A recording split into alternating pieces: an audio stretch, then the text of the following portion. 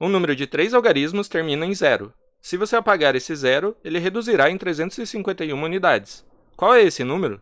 Então vamos chamar o nosso número de x. A gente sabe que ele tem que ser um número de 3 algarismos terminado em 0. Então, tem várias opções aqui, né? O x poderia ser, por exemplo, 350 ou 780. Qualquer número aqui de 3 algarismos terminado em 0. 110 e assim por diante. Agora, o que a gente sabe? A gente sabe que se apagar o 0 do final dele, ele vai reduzir em 351. Então, o que acontece quando a gente apaga o 0 do final de um número? Se a gente tem aqui, por exemplo, 350 e apaga o 0 do final, vai se tornar 35.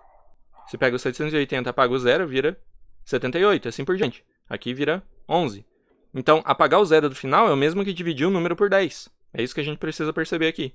Então, se o nosso x é um número original, tem 3 algarismos e termina em 0, e a gente apaga o 0 dele, apagar o 0 é o mesmo que multiplicar por 1/10, né?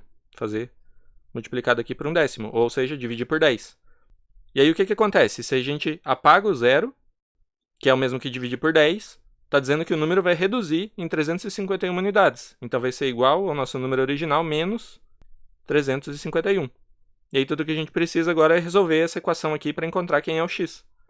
Então dessa equação aqui, se eu multiplicar os dois lados por 10 para cancelar esse 1/10, ou seja, passa esse 10 multiplicando, do lado esquerdo vai ficar x, e do lado direito a gente tem que multiplicar por 10, vai ficar 10 vezes x menos 351, que é igual a 10x menos 3.510.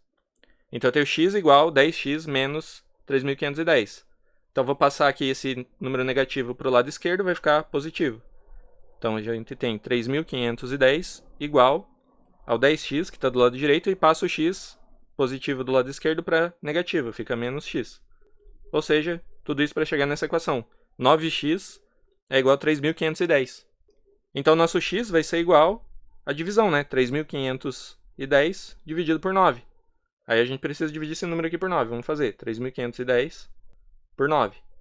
Então eu tenho aqui 9 vezes 4 dá 36. Então 9 vezes 3 dá 27. 27 para 35 sobra 8. E aí abaixo 1, 81 é divisível por 9, né? 9 vezes 9. Então vai ficar 81, sobra 0, aí dá esse 0, 0. Então 390. Esse vai ser o resultado aqui de quem é o nosso x. O x vai ser igual a 390. É um número de 3 algarismos que termina em 0. E se eu apagar o 0 dele, o que acontece se eu apagar o 0 do 390? Fica 39, que é exatamente reduzir esse número em 351 unidades.